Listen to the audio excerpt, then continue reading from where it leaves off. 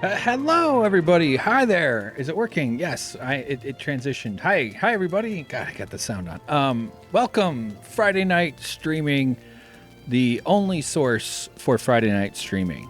I already used that joke. I edited. Okay, all right, whatever. That's okay. What the fuck? Calling it a joke is giving that way too much credit. Hello. It's so nice to see you. I'm really glad that you're joining me right now. Thank you so much.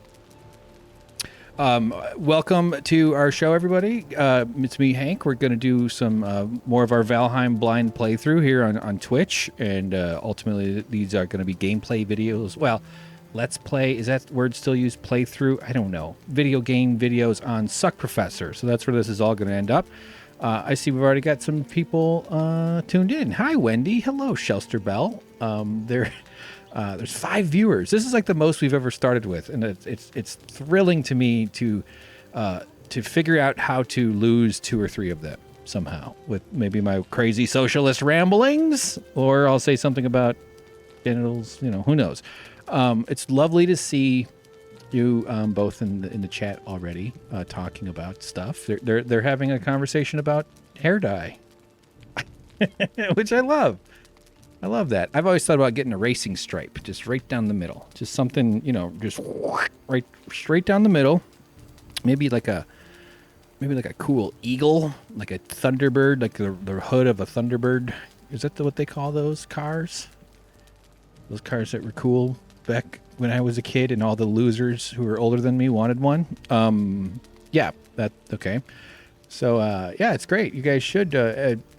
Wendy is wondering if she should dye her hair during the stream or relax. That's a lot of pressure, Wendy. Okay, I'm not guaranteeing this will be relaxing.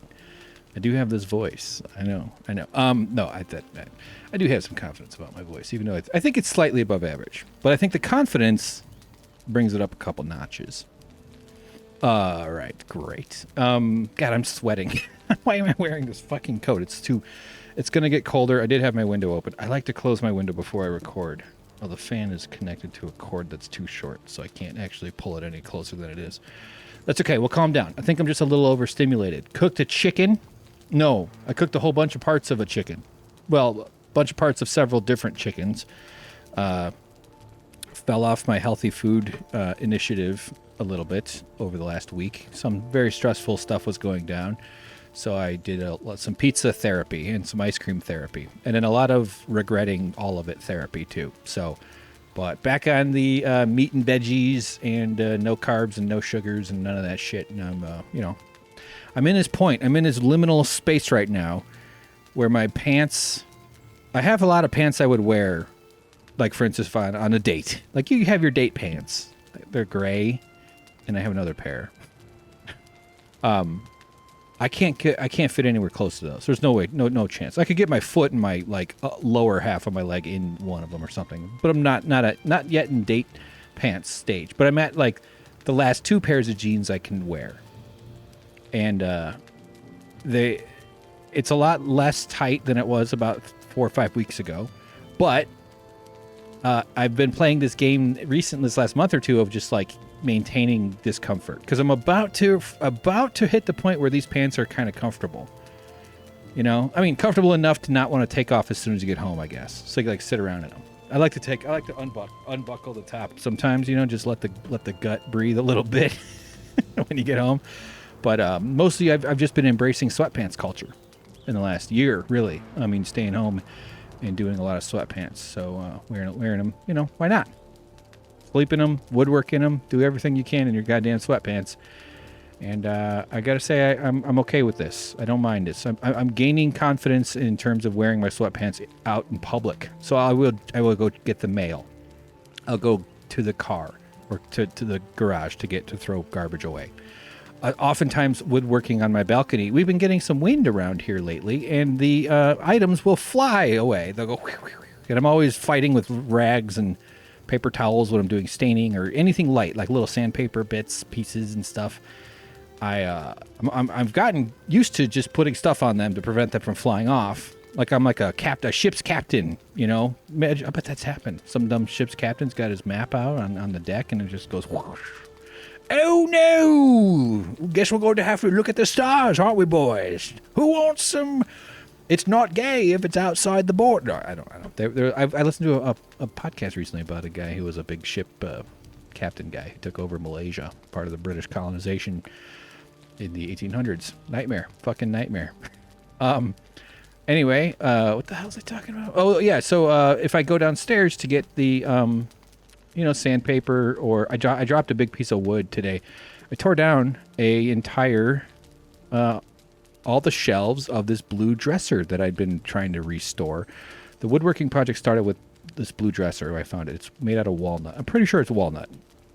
Parts of it are walnut. The drawer faces are walnut. I have sweat dripping in my eyes, and it's stinging a little bit. Ow. And anyway, I was going to restore the whole thing, and then I was like, I need a workbench. So then I built the workbench, and that's like that's sort of the origin story of Bum Rush Industries, just the workbench. And now I use the dresser shell as like a shelving. I have it vertical, and it's on its end, so it's perpendicular to the ground, and I use it to like hang stuff. It's sort of a utility closet in a sense. And I've had these damn dresser drawers sitting around, and so I finally got around to breaking them apart because I wanted to restore the whole dresser, but I don't have the space to do a full dresser. Plus, then I've got a fucking dresser to get rid of. And then what, I'm going to sell it for $600 after working on it for 2 months? Like, I don't know what the point of that was. So it's got great wood, and I broke it all down into pieces, and so I'm just going to show. This is a video. I don't know if this will play in any great way. Oh, actually, this is a shot of all the drawers that I'm going to get rid of. And, okay, we're just past that white bag. You can see there's 4 of them. And there's actually twice that more. Well, there was 9 total, I think. I don't really know. Here is a time lapse. Oh, sorry.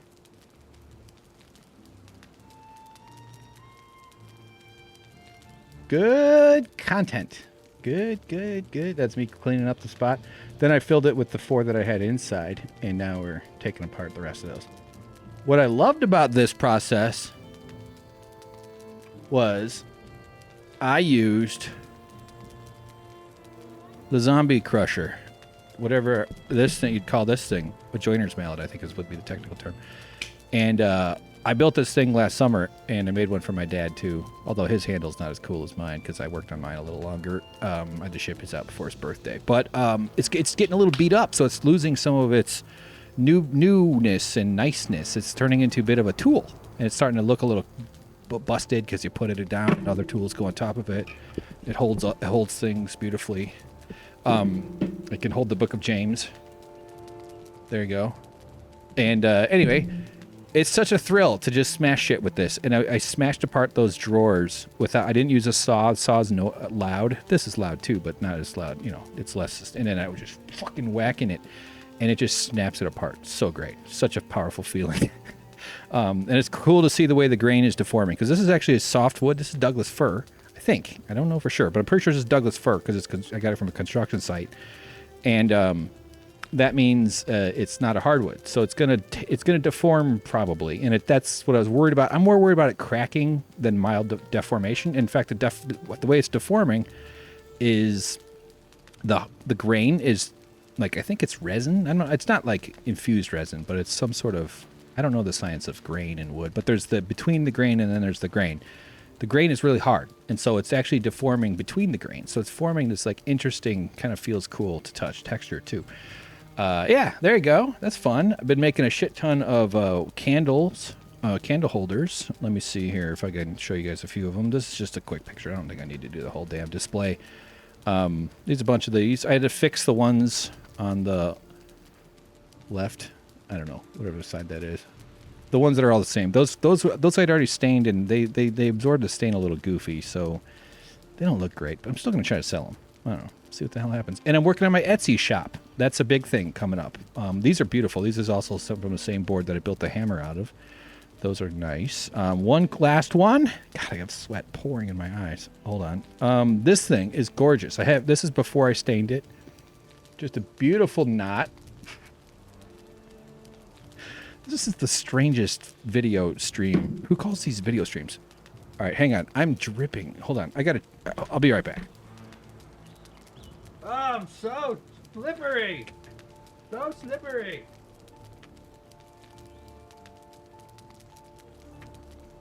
Ew.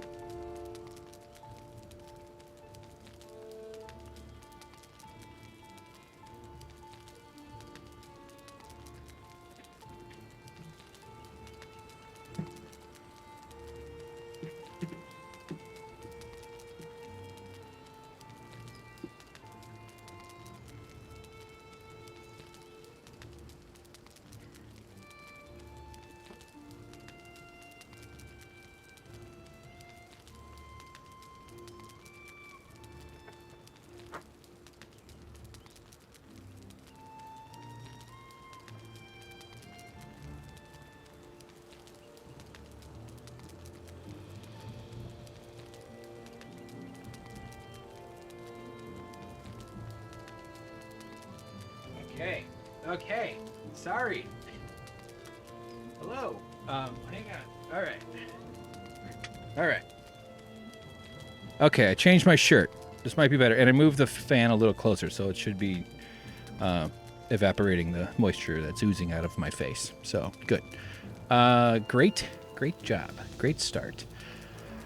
Checking in on the chat, talking about stuff. That's good.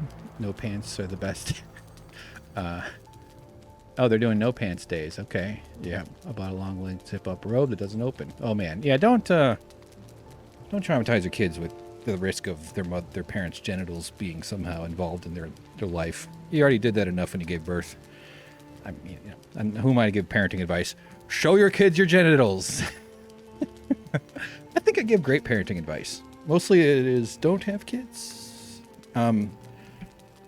But yeah, I understand. You know, I get it. Everybody's got to run around. I mean, our ancestors probably were all seeing each other's junk all the time. You know, imagine they wore, you know, boar scraps and deer hides and stuff. What else was I going to say before starting? I've not really been watching the news. I know that there's a bunch of shit going down. People are shooting random strangers again. So America's healing itself. We're getting back to. It's sad. I don't want to make jokes about that.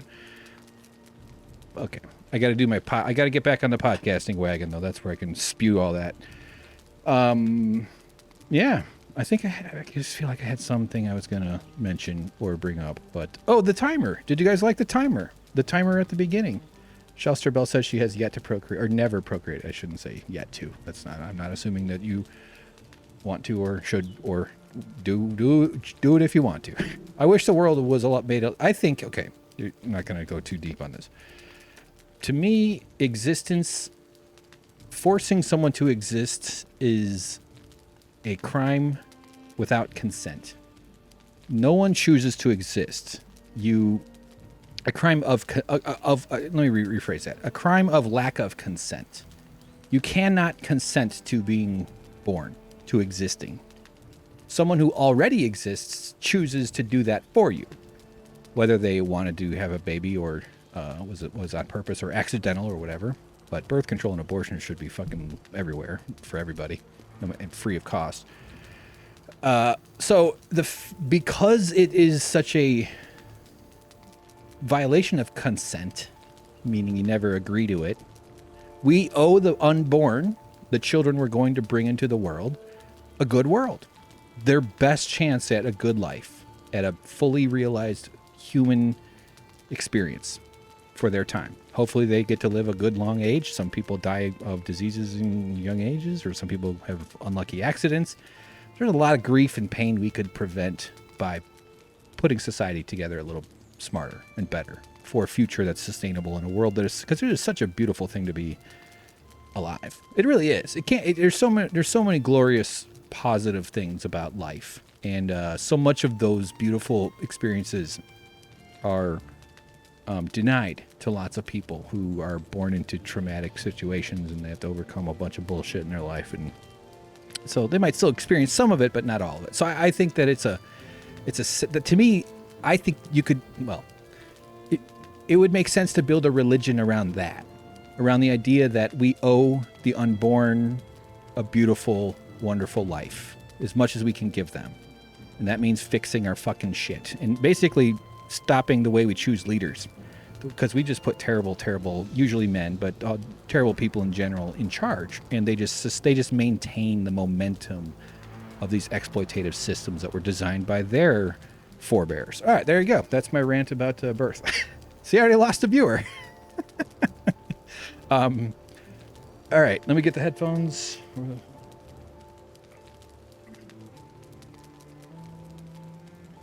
Shelster Bell says her eggs are powdered because she's 50. Yeah, I know. You're born with all the eggs. That's right. Isn't that right? Like the young female babies have the eggs are like done. They're all, like you come out with them ready in the oven, all set to go. I think I've heard that. I don't know. Maybe it takes a couple years for them to.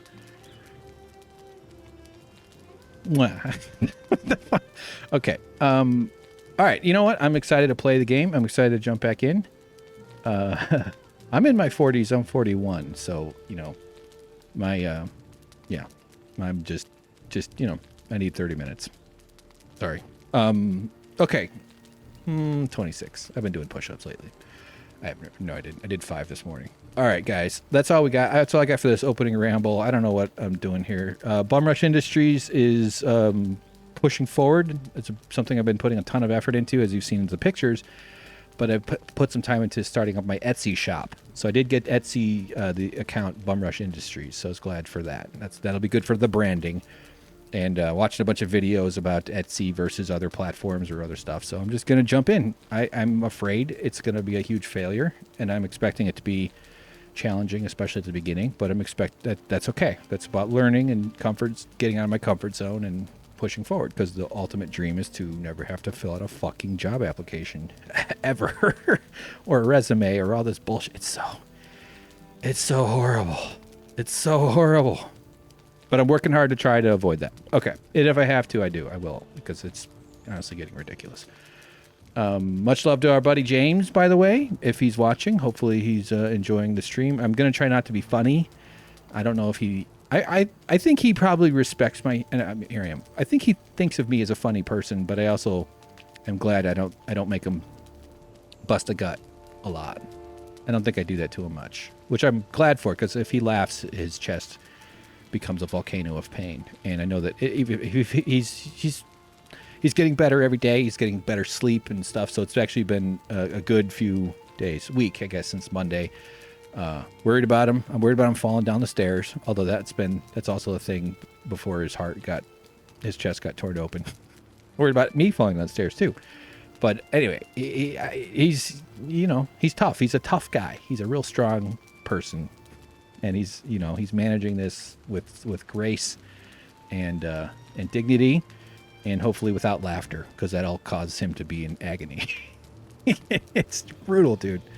They open your rib cage up like a butterfly. I thought that this is a correction. I thought they break or they saw down your ribs on the sides, and then just like, so they form it into like a hinge, like that, one of those. No, they actually, there's bendy parts like the cartilage and stuff, and the ribs are all sort of like a two-piece operation, so it expands and contracts. And I guess they cut straight down the sternum, right through the bone. I wonder if the doctor like scratches in like his name and his girlfriend's name, like an old tree, and then they take that and they open that up, and it bends open, which is good. I mean, it's better than the ribs don't have to re-heal, because that's what I thought part of the pain was from. But it's just the fact that his heart was just turned into a piece of beef, and yeah, man, that's just such an intense shock to your whole body. So, James, buddy, I'm here for you. Okay, make me do stuff. All right, I'm happy to get you orange juice and shit. I really am. I want to help. For a few reasons. One, it makes me feel good. I'm selfish. Also, like, I worry you'll hurt yourself somehow. Like, don't be reaching in the back of the fridge. All right, next Thursday. Okay. All right, good for that. Good times. All right, before we lose any more viewers. It's there he is in the chat. He says he tries not to think about it. Well, good. I'm glad I just spent 5 minutes talking about how terrifying and painful all of it is. And he's a horror guy. He loves horror. Oh, and we watched Snyder Cut, the Justice League movie, re-edited and re-uploaded to Vimeo by Zack Snyder. So when James is feeling up to it, I think we're going to do a podcast about it. I hope I can get him on the show. But because we watched Justice League before he went in for surgery, and then Snyder Cut was released like 3 days after that. So we got to finally watch it. Well, it took 2 nights. It's really long, but I recommend giving it a look if you're into that. Definitely an upgrade over it. I'm not a big superhero guy. I get kind of bored with it. I find the genre kind of weird and occasionally entertaining, but mostly sort of, you know, it's just cartoons for adults mainly and children. But yeah, whatever. We'll have James on the show, and we'd love to hear his opinions and stuff and his insights on the Snyder Cut, starring Superman. So, all right. Well, Shelsterbell watched it. Hope you enjoyed it. That's cool. Yeah, I liked it. It had a lot to offer. I thought it was actually like it was substantially improved over the previous, which is like I could have, you know, made a cow pie and diarrhea would have been more. Why am I comparing? Okay, stop that. But I thought it was actually had like artistic qualities that I appreciated. So yeah, there you go. That's fine. Yeah. Okay. Let's start playing the game. Enough of this sitting here on Twitch just rambling. So, okay, guys, I'm going to turn the game volume up as usual. Let me know if you hear any weird sound stuff. I'm not hearing it in my own ears. There it goes. But I won't be really paying super close attention to the chat. Please chat amongst yourselves. Wendy, I hope your hair dye, if you do it while you're watching or from a distance, that you're still able to get the color that you said you're going for is brown. I love the simplicity of that. The only I like that. Like not auburn, not hazelnut, not mahogany, maybe a Minwax like Danish oil. Those are 2 different brands. Okay. Oh yeah, I gotta sell some woodworking stuff so I can afford new stand. I'm starting to run out of money, and I'm getting to a point where I'm like, I gotta get some venture capital funding. No, I'm okay for now, sort of. All right, where are we at in the game? I'm saying we're switching over to SuckProfessor mode, and we're gonna start the game. I'm gonna slap my hands, and we're all gonna have fun. Here we go.